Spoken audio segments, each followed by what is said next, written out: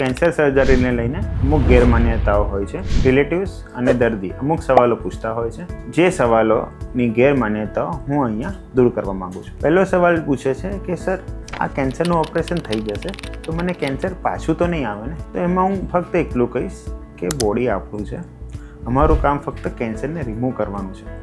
અમે કેન્સરને રિમૂવ નથી કર્યું, તમે અમારી જોડે નથી આવ્યા, એના પહેલાં પણ આ કેન્સર તો તમને થયું જ છે. તો અમે ફક્ત કેન્સરને ટોટલી બોડીમાંથી 100% રિમૂવ કરી દઈશું. એટલે તમે તે વખતે કેન્સર ફ્રી થઈ જશો. પણ પછી એના પાછું થવાનું રિસ્ક કે તમારા બોડી પર જે રીતે પહેલાં થયું હતું એ રીતનું જ રહેશે. એ આપણી હેબિટ્સ પર, આપણી બોડી સ્ટ્રક્ચર પર અને આપણી ઇમ્યુનિટી પર ડિપેન્ડ કરે છે. અને બીજું એવું પૂછતા હોય છે કે સર, અહીંયા કેન્સર આટલા જ ભાગમાં છે તો ખાલી એટલો જ ભાગ આપણે રિમૂવ કરી દઈએ તો ના ચાલે? પણ કેન્સર એક એવી જટિલ વસ્તુ છે જે ઘણી બધી રીતે બોડીમાં ફેલાતી હોય છે. જેમાં લિમ્ફેટિક સ્પ્રેડ હોય છે, બ્લડ સ્પ્રેડ હોય છે અને ડાયરેક્ટ સ્પ્રેડ હોય છે.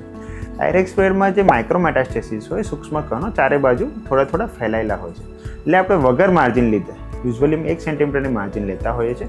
જો માર્જિન લીધા વગર એને કાપીએ તો એ કેન્સર પાછું થવાનું રિસ્ક ઘણું વધારે હોય છે. એટલે અમે હંમેશા જ્યાં પણ કેન્સર હોય એનાથી ચારે બાજુ દૂર રહીને કાપતા હોઈએ છીએ. આના સિવાય બીજી ઘણી બધી ગેરમાન્યતાઓ છે જે આપણે આ પેજ પર વિડીયો બનાવીને ધીરે ધીરે સોલ્વ કરીશું. તમને કેન્સરના લગતા કોઈ પણ સવાલ હોય તો આ પેજ ફોલો કરવાનું ના ભૂલતા.